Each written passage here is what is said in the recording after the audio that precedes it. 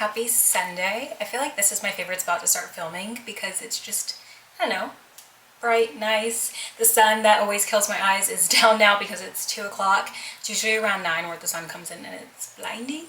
But this is like the perfect setup. I don't know, I just love it and it's quick and easy. But we are dressed and we are heading out. I'm so excited. We're going to Target, actually 2 Targets today, to pick up new books. I know.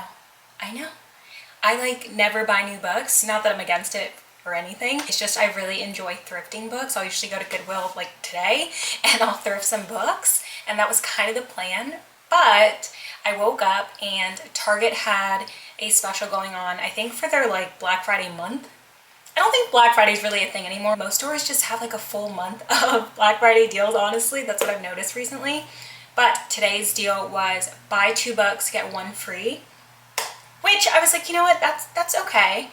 But I also had a $10 gift card on my account, and I had a $15 off, like spend 100 or spend 90. So altogether, I was able to get 8 books, 9 books, 8 books. 7 we're gonna pick up today, and then 1 is a pre-order for next year. I saw it and I just figured I love this author so much, why not? So I have a pre-order for, what is it even called? I forgot what it's called, but it's Emily Henry's new book. It's coming out next April, so that's so exciting. I don't know, I've never bought a pre-order new release book ever, actually. Yeah, I've never done that, so it'll be nice to have like a little April spring treat for myself next year that I put in my calendar so I don't forget, but it'll still be like a nice surprise when, I don't know, April hits and I'm like, oh, I have a package coming. But yeah, so we're gonna pick up the 7 today, and I'm just so excited. I'm gonna show you guys what I got. There are a lot of feel-good books. I don't know, I was just in the mood for, I don't know, I mean, I guess they're all like romance books with different, you know, scenarios, obviously. Some are like Christmas themed, which I really want to read next month or even like the end of this month, starting into Christmas time, December. I feel like will be so nice. And just, I don't know, I was just in a bright and sunny mood for books, so that's what those books that I'm going to pick up reflect. And then I'm sure the newest one, I honestly cannot remember what that one is called and what the bag says. I pretty much just saw that it was from an author that I really like and clicked add to cart, so I'm super excited. And it's in hardcover too, which I am usually a paperback girl, but I got the hardcover one for like $10 and like 70 cents, so I mean, so yeah, we're gonna go pick up some new books. I'm so excited. And then I also want to prep some egg bites today. I have so many eggs, like I have the ones on the counter, so I keep 12 on the counter, like the little island. But I also have this basket, and I've been actually moving stuff around in the kitchen because I think I want to build like an outdoor canning station. I bet you're wondering, oh my god, I didn't know you canned. I don't. I just feel like I can. I don't suffer from imposter syndrome. I just feel like I can do anything I put my mind to, even if I've never done it before, or even, but I am going to do it safely because you need to can safely if you're going to can. Water bath or pressure. I'm going to buy some ball canning books probably this coming weekend and read up a bunch before I do it, but I just feel confident that as long as I follow the books and I follow the guidelines and the safety protocols, I'll do it. I'll do it well. But anyway, I have a crap ton of eggs, if you guys can see, oh my gosh, that I need to do something with. I mean, I'm gonna give some to friends, but I don't know the next time I'll see some of my friends. And I'm gonna get 4 a day, 3 to 4 a day until I see my friends. So we'll have plenty when it's time to gift. So I want to make some egg bites today. Prep them and put them in the freezer. I feel like that will be perfect. I'll be able to grab them and go. And then I also have some chicken and broccoli that I made. I'll probably put like 2 or 3 more batches into like freezer containers just so that I have like quick meals, because I am going to eat some right now for lunch, but just during the week it'll be really nice to have like something I can pop out of the freezer, let thaw, and just heat up. Oh, that'll be amazing. And with the egg bites, and it'll just be perfect. So I'm going to stop rambling. I'm going to eat some lunch. I have it already heated up. I'm so excited to sit down and eat. We're gonna go grab some books and I'll take you guys to the books I got, and then we'll just see what else we get up to today. If I can make some egg bites, I'll be very happy. I don't think we'll do any outdoor kitchen setup at all right now.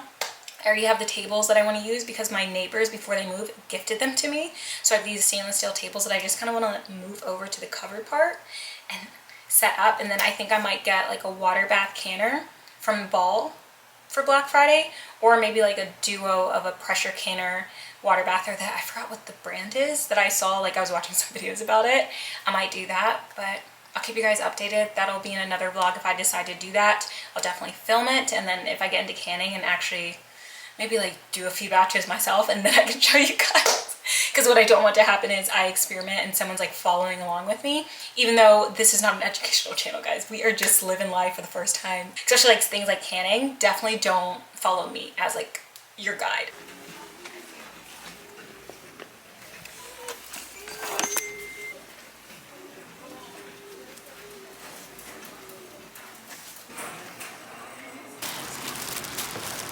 We are back from Target and the Dollar Tree. I just grabbed like lotion and hand lotion, body lotion, some batteries for my label maker. I want to show you guys all the books that I got.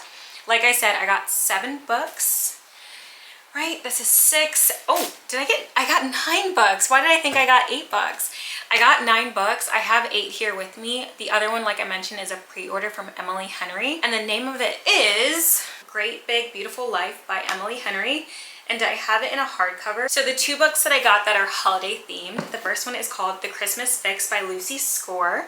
And this one says, she's going to save Christmas just to spite him.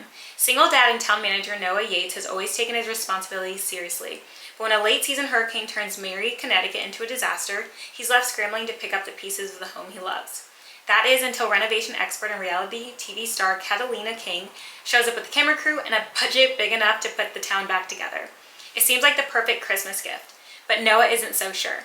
He doesn't want a celebrity diva capitalizing on their tragedy or filling his daughter's head with visions of glitz and glam. The last time Kat was in town, after all, she caused nothing but trouble. Kat is used to being underestimated, but Noah has an uncanny knack for getting under her skin. They can't be in a room together without rubbing each other the wrong way, except for that time in a dark alley where the rubbing was just right.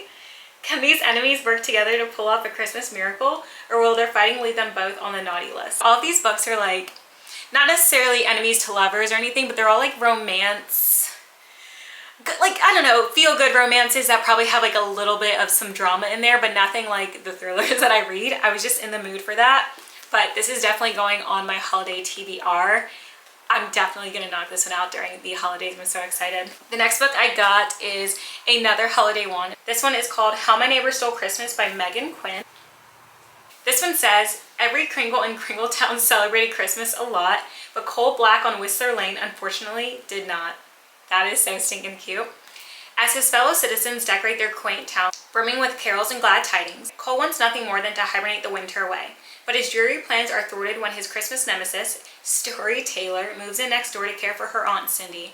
Immediately, the new neighbor turns his life into a real nightmare before Christmas, especially when she decides to enter the town Christmas Kringle contest in honor of Cindy. And better yet, Story is determined to win. Over Cole's dead body, she will.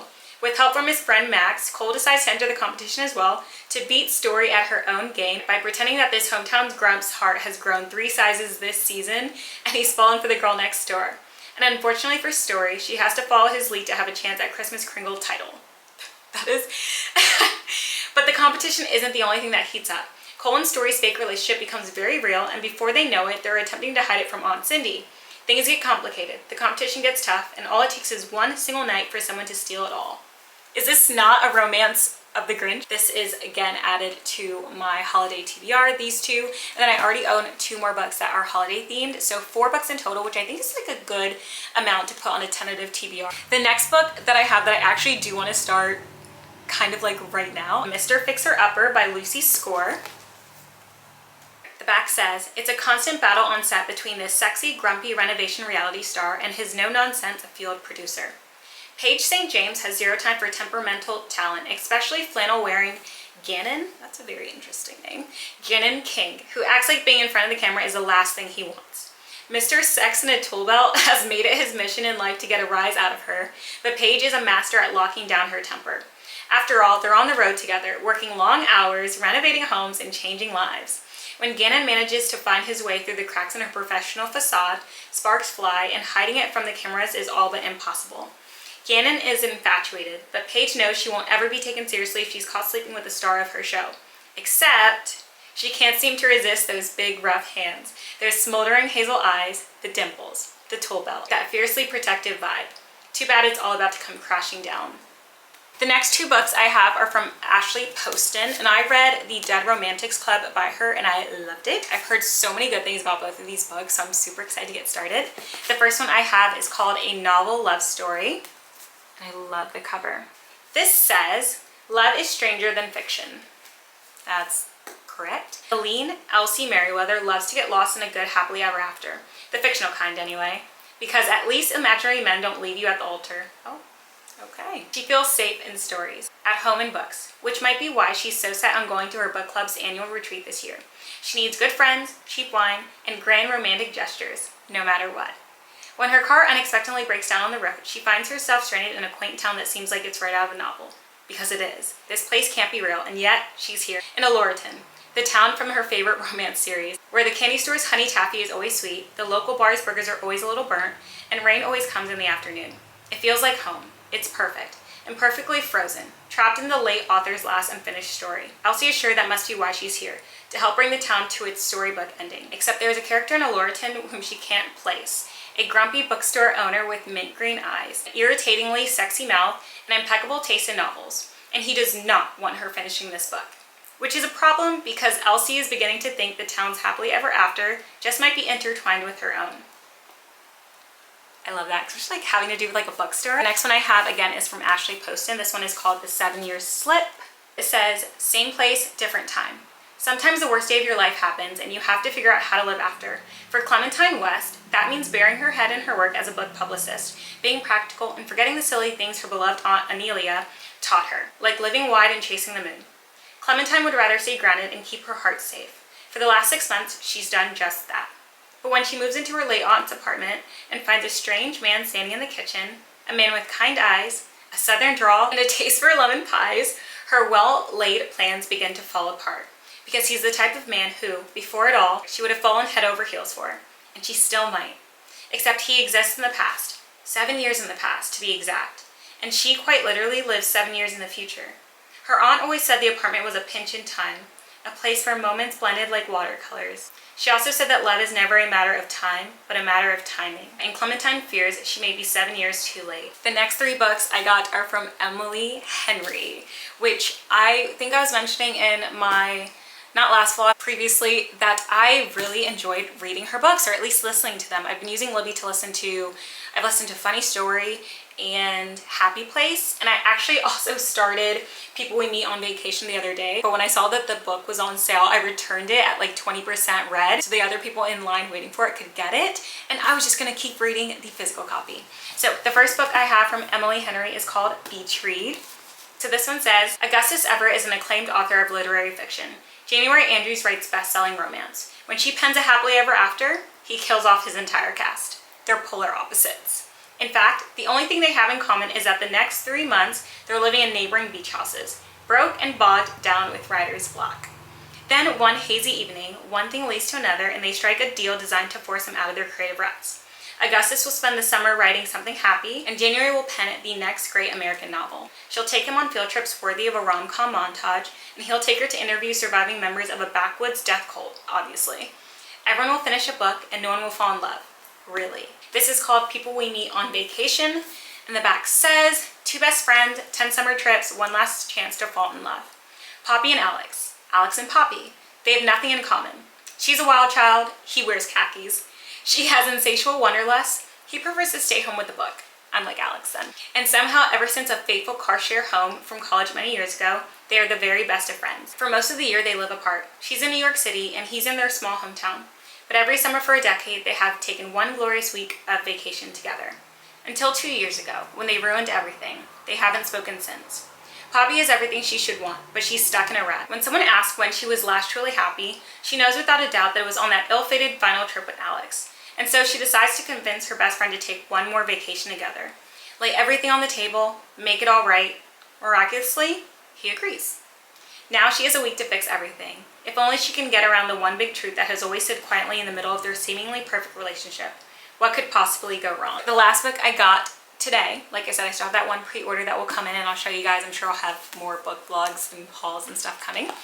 The last one I have is called Book Lovers. And this says, one summer, 2 rivals, a plot twist they didn't see coming. Nora Steffen's life is books. She's read them all, and she is not that type of heroine. Not the plucky one, not the laid-back dream girl, and especially not the sweetheart. In fact, the only people Nora is a heroine for are her clients, for whom she lands enormous deals as a cutthroat literary agent, and her beloved sister, Libby. Which is why she agrees to go to Sunshine Falls, North Carolina for the month of August, when Libby begs her for a sister's trip away. With visions of a small-town transformation for Nora, who she's convinced needs to become the heroine in her own story. But instead of picnics and meadows or run-ins with a handsome country doctor or her bulging four-arm bartender, Nora keeps bumping into Charlie Lastra, a bookish, brooding editor from back in the city.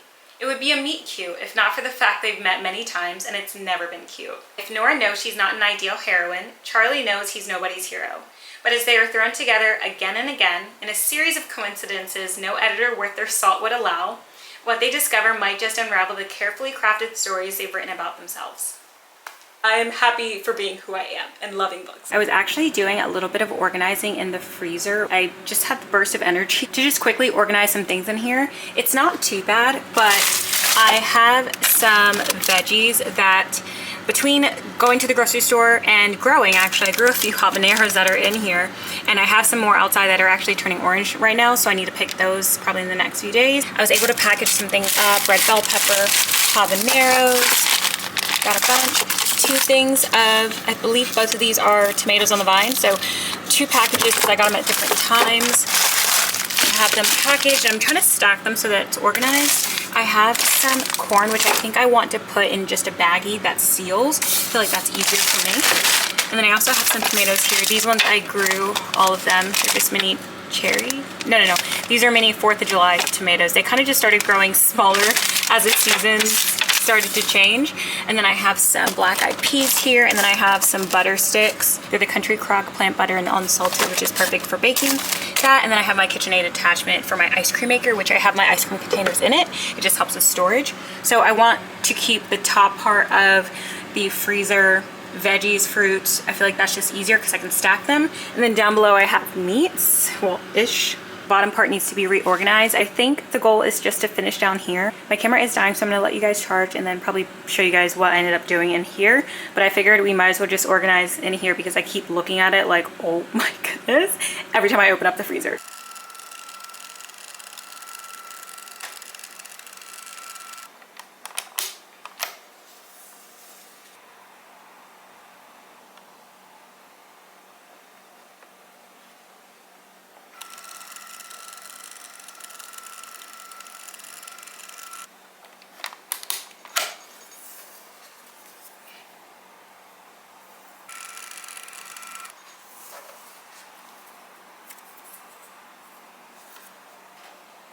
This is what the freezer ended up looking like, and I'm pretty happy with it. I used the labels to do pork and then fish. This one I haven't labeled. I did do 2 labels for chicken and beef. I don't really know because I think a 4th bin would fit. I just don't have the 4th bin. So I was thinking about putting chicken there because I have a whole chicken already. So I figured that would make the most sense, and having this be beef. But I realized I have goat meat, and that's not necessarily what I want to put in like the beef section, you know what I mean? So I'm still deciding, but for now everything is at least in the freezer. Nothing is just has no spot. And then up top I used the ice maker that it's not working because it's not connected in the back. I could connect it, but I just figured I just don't care to because I have little cute honeycomb ice makers. So if you pull this out, it's just veggies. So I have like corn, bell peppers, a bunch of peppers, just in little freezer bags. And here, I feel like it's perfect. It fits all the veggies and it keeps it contained without me having to buy an extra container. This is the meal prep that I did the other day when I made chicken and broccoli. Why did I label it beef and broccoli? It's definitely chicken and broccoli, but this is the meal prep I made and I decided to freeze it. So if I'm ever in a pinch and I don't want to make dinner or I really need lunch and I don't feel like making anything, I have a frozen meal ready to go. And then I have, of course, down here, I can just pull them up if I need it. Everything's in baggies.